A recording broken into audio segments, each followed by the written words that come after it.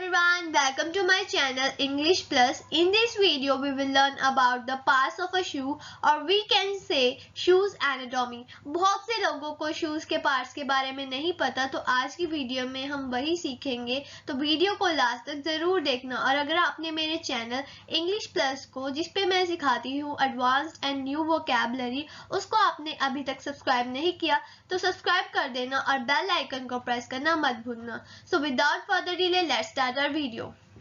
तो स्क्रीन पे आपको डायग्राम दिख रही होगी शू की, और इसी डायग्राम से आज हम समझने वाले हैं पार्ट्स ऑफ अ शू। तो ये एक लेस्ड शू की डायग्राम है, इसमें 2-3 पार्ट्स एक्स्ट्रा हो सकते हैं then a casual slip on shoe. तो आओ वीडियो को शुरू करते हैं और पार्ट्स ऑफ शू के बारे में जानते हैं। तो हमारा पहला पार्ट है आईलेट। आईलेट क्या होता है? जो लेस्ड शू होता है उसमें होल्स होते हैं लेसेस डालने के लिए, तो इन्हें हम कहते हैं आईलेट्स। जो मैं आपको स्क्रीन पे भी बनाकर दिखा रही हूँ, जो ये वाले होते हैं इन्हें हम कहते हैं, इन होल्स को कहते हैं आईलेट्स। तो हमारा सेकंड पार्ट है टंग। तो जो शू की टंग होती है वो एक ह्यूमन की टंग जैसी ही होती है, उस शेप की होती है, और इसका काम होता है शू को उसकी परफेक्ट शेप प्रोवाइड करना। अगर आपको अभी भी इससे नहीं समझ आया तो आप दूसरी पिक्चर में देख सकते हैं, जो स्क्रीन के राइट साइड पे दिखाई हुई है। एक शू की पिक्चर है और जो इसका ये ऊपर वाला पार्ट है इसे हम कहते हैं टंग ऑफ अ शू। तो हमारा नेक्स्ट पार्ट है लाइनिंग। तो शू के जो इंटीरियर पार्ट होता है उसमें एक पीस ऑफ क्लॉथ लगा होता है और इसका काम होता है मॉइस्चर को एब्जॉर्ब करना, शू को मॉइस्चर फ्री रखना और ये श्योर करना कि शू में से फाउल ऑर्डर नहीं आएगा। अगर किसी शू की लाइनिंग बहुत ही चीप क्वालिटी की है तो उसमें प्रोबेबिलिटी बढ़ जाती है कि शू में ज्यादा फाउल ऑर्डर आएगा, शू में से गंदी स्मेल आएगी। तो हमारा नेक्स्ट पार्ट है काउंटर। तो काउंटर ऑफ अ शू क्या होता है? हमारी हील की जो बैक ऑफ हील होता है, जो शू को टच करती है हमारी बैक ऑफ हील, उसे हम कहते हैं काउंटर। शू का जो बैक साइड वाला पार्ट होता है जहाँ पे हमारी हील टच करती है उसे हम कहते हैं काउंटर। तो हमारा नेक्स्ट वाला पार्ट है हील। हील क्या होती है शू की? ये तो आपको बहुत से लोगों को पता ही होगा कि हील का काम होता है इस शू को हाइट प्रोवाइड करना ग्राउंड फ्लोर से। और कितनी हाइट होगी शू की ये डिपेंड करता है किस टाइप का शू है, कि वो प्लेटफॉर्म शू है या एक नॉर्मल शू है, एक नॉर्मल हील वाला शू है। तो ये तो हो गए हमारे 5 पार्ट्स। तो अब मुझे श्योर है कि मुझे पक्का पता है कि आपको ये समझ आ गए होंगे। और अगला पार्ट है कॉलर। इसको समझाने के लिए मुझे ये पहले इरेज करना होगा। हमारे नेक्स्ट पार्ट जो है कॉलर। कॉलर क्या होता है? अब आप इस शू में अपनी लेग डालने का इमेजिन करो।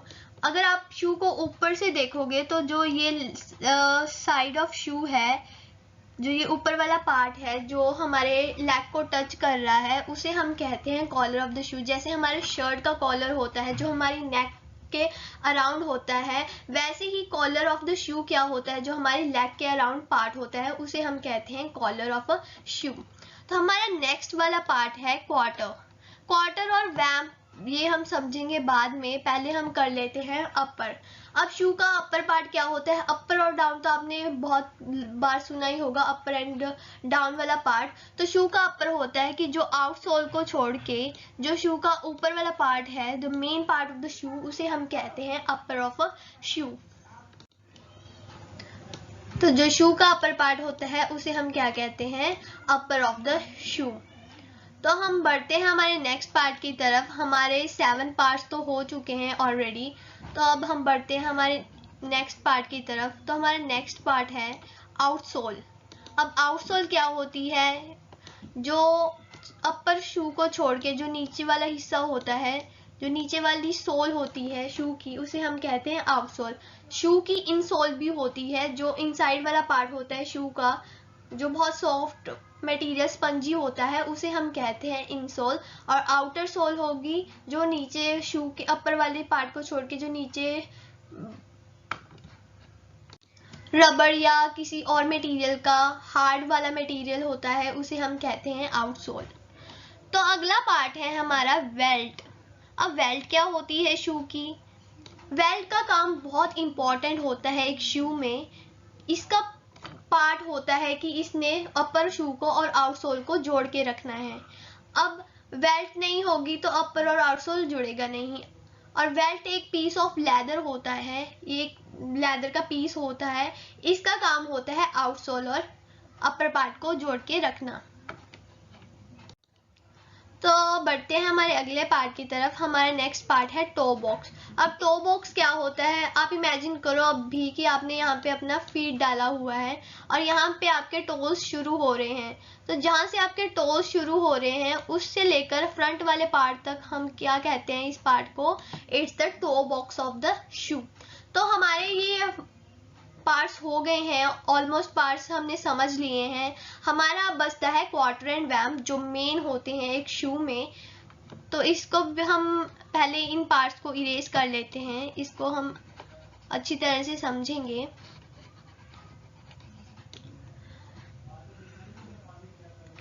तो आपने मान लो, अब फिर से आपको इमेजिन करना है, आपने यहाँ पे अपना फीट डाला हुआ है।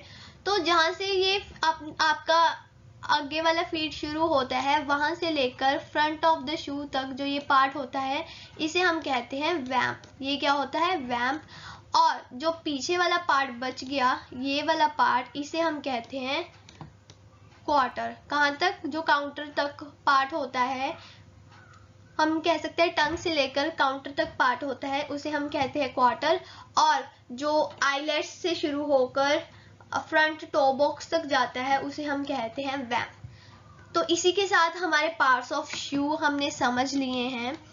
मुझे यकीन है कि आपको ये समझ आ गए होंगे, और अगर आपको कोई पूछता है पार्ट्स ऑफ शू के बारे में तो आप उन्हें इजीली समझा पाओगे, उन्हें बता पाओगे। मेल शू के पार्ट्स के बारे में तो पढ़ लिया, अब हम समझेंगे एनाटॉमी ऑफ अ फीमेल शू, या हम पढ़ेंगे फीमेल शू के पार्ट्स के बारे में।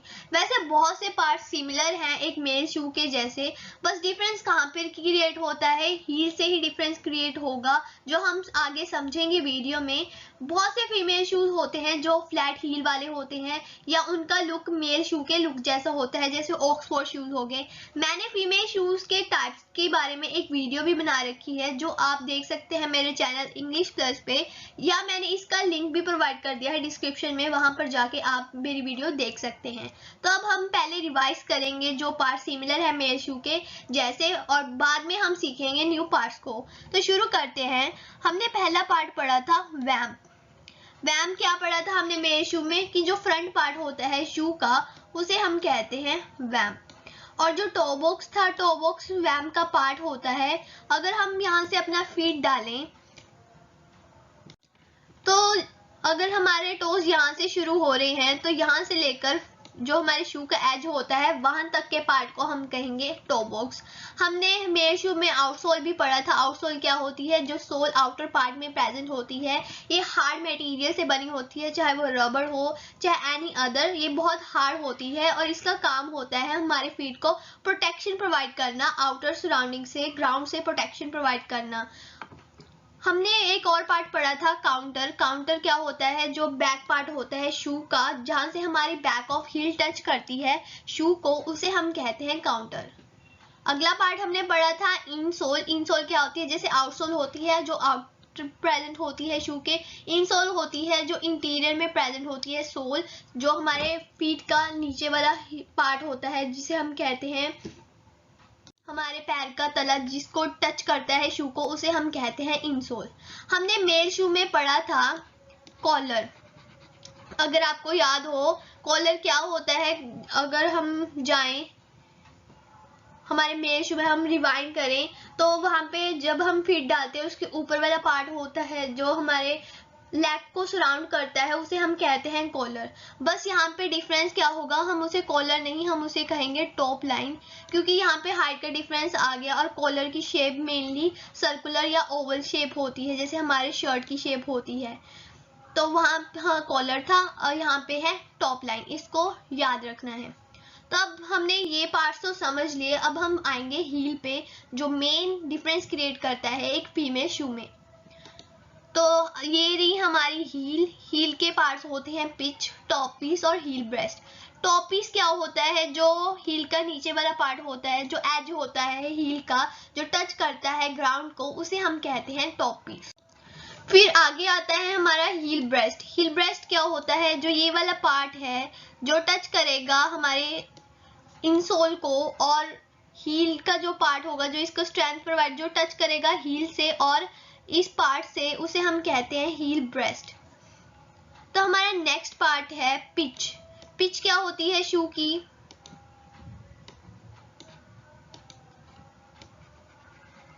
अब हम समझेंगे pitch of a female shoe. ये बहुत ही इंपॉर्टेंट पार्ट, इसी पे ही उनका कंफर्ट जोन डिपेंड करेगा। तो पिच क्या होती है? पिच होती है the difference between the heel height from the ground floor is called pitch. यहाँ से लेकर शूज के इनसोल से लेकर जो नीचे वाला ग्राउंड होगा उस तक की हील की हाइट को हम कहते हैं पिच।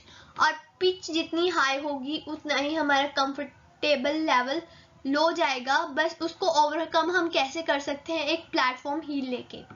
तो इसी के साथ हमने पढ़ लिए फीमेल शू के पार्ट्स। वीडियो से अगर आपने कुछ सीखा हो और आपको वीडियो पसंद आई हो तो वीडियो को लाइक कर देना। और अगर आप ऐसे ही इंफॉर्मेटिव वीडियोस पाना चाहते हैं तो मेरे चैनल इंग्लिश प्लस को सब्सक्राइब करना मत भूलना और बेल आइकन को भी प्रेस करना मत भूलना। तो मिलते हैं अगली वीडियो में। अगली वीडियो मेरी होने वाली है मेल शू के टाइप्स के बारे में। इन पार्ट्स का मेन रोल है उस वीडियो में, तो इस वीडियो को ध्यान से समझना। तो मिलते हैं अगली वीडियो में, तब तक के लिए बाय बाय।